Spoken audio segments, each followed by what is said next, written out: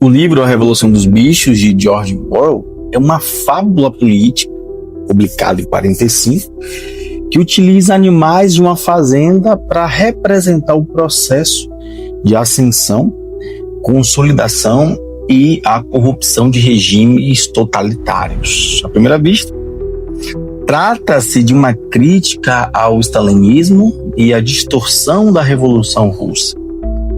No entanto, a obra conseguiu ultrapassar o contexto histórico específico para o qual ela foi escrita e se revelou ali mecanismos psíquicos e sociais que repetem em diferentes épocas e sociedades, inclusive no nosso atual cenário.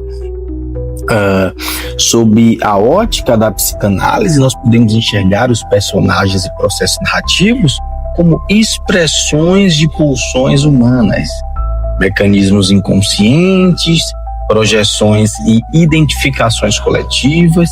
Já sob a lente política, a obra desvela as engrenagens do poder, a manipulação da linguagem, a criação de ideologias e o processo ali pelo qual uma revolução libertadora pode se transformar em uma nova forma de expressão. E do que se trata o livro A Revolução dos Bichos? Na fazenda, os animais vivem sob a exploração do Sr. Jones, um fazendeiro ali que simboliza a figura do opressor capitalista, e em sentido psicanalítico, a figura paterna autoritária, o grande pai. O inconsciente coletivo dos animais é movido por uma insatisfação pulsional, que é o desejo de liberdade, o desejo de reconhecimento. Nesse momento, corresponde ao que Freud descreve como o mal-estar na civilização, a consciência de que a ordem vigente reprime desejos e necessidades ali fundamentais.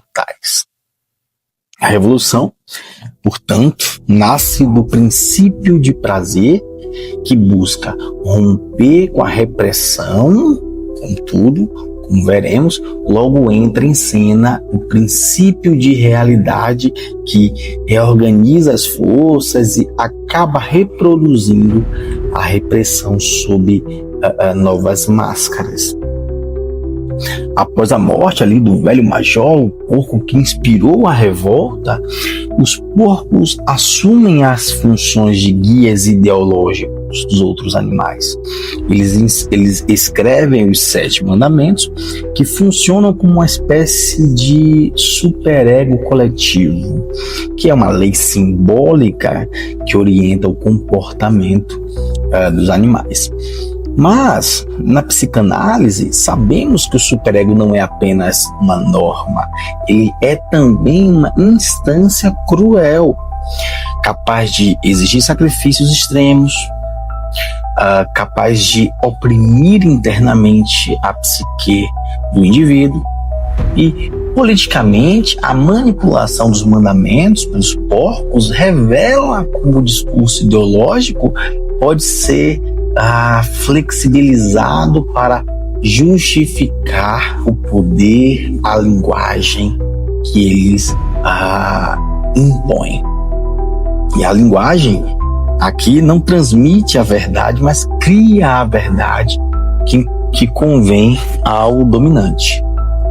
Quando o mandamento, entre aspas, todos os animais são iguais, se transforma em todos os animais são iguais, mas alguns são mais iguais que os outros, vemos a perversão tanto do ponto de vista psicanalítico, o gozo da exceção, quanto político, que é a legitimação da desigualdade sob o manto da igualdade.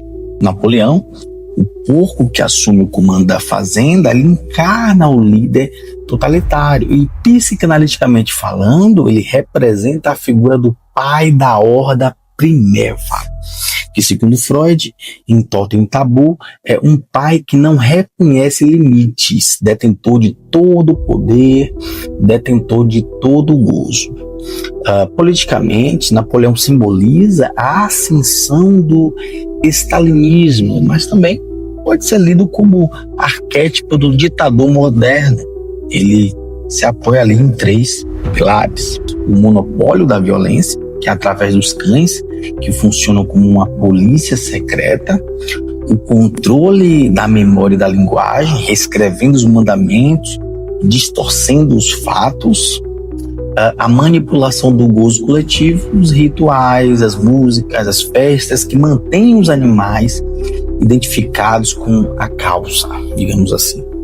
Aqui entra o conceito lacaniano do discurso do mestre, um discurso que se impõe como verdade absoluta, sustentado não pela razão, mas pelo desejo inconsciente de submissão dos sujeitos.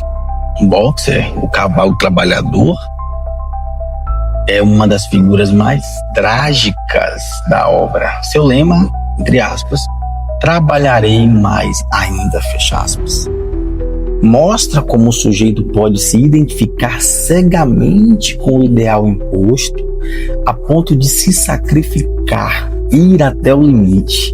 Na psicanálise, isso corresponde ao gozo masoquista, em que o indivíduo ele encontra prazer no próprio sofrimento, quando acredita servir um ideal maior. Politicamente, Boxer simboliza a classe trabalhadora que sustenta o sistema sem perceber que está sendo explorada.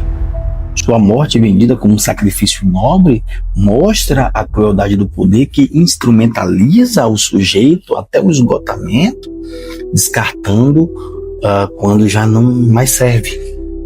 O processo da narrativa mostra uma transição da esperança libertadora à instauração de um regime ainda mais opressor. Esse movimento repete um ciclo que Freud já apontava. A tentativa de abolir a repressão sempre gera uma nova forma de repressão. Na política, isso se expressa na máxima: toda revolução corre o risco de trair seus próprios ideais. A substituição do homem pelo porco como figura dominante mostra que a estrutura de dominação não desapareceu, apenas mudou de roupagem. A cena final, em que os animais não distinguem mais homens e porcos, representa ali a fusão simbólica entre o opressor e o oprimido. O retorno ao ponto inicial, mas com um agravante. Agora, a opressão ela é legitimada em nome da própria revolução.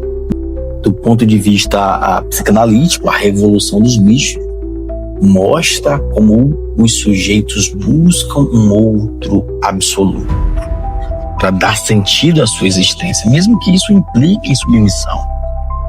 A necessidade de líderes fortes e de discursos que simplificam a realidade é uma constante no inconsciente social. Politicamente, a obra continua atual porque revela os mecanismos da manipulação ideológica, da exploração da ignorância, da banalização da violência, o uso de slogans fáceis, a reescrita da história, o controle dos meios de comunicação, a promessa de um futuro melhor, são as estratégias que ainda vamos encontrar em regimes populistas, autoritários e até em democracias fragilizadas como a nossa. A conclusão é que a Revolução dos Bichos não é apenas uma fábula sobre a União Soviética, é um espelho real das sociedades humanas e de seus impasses psíquicos e políticos. Pela psicanálise, entendemos como os desejos inconscientes de submissão, identificação e gozo sustentam o poder. Pela política, vemos como a linguagem e a ideologia estruturam sistemas de dominação. O livro nos lembra que a verdadeira revolução não é apenas externa, mudar quem governa, mas também interna, enfrentar nossos próprios mecanismos de desejo pelo autoritarismo. pela submissão e pela ilusão de um pai protetor. Sem essa dimensão psíquica, toda revolução corre o risco de repetir o ciclo que o Oron magistralmente denunciou.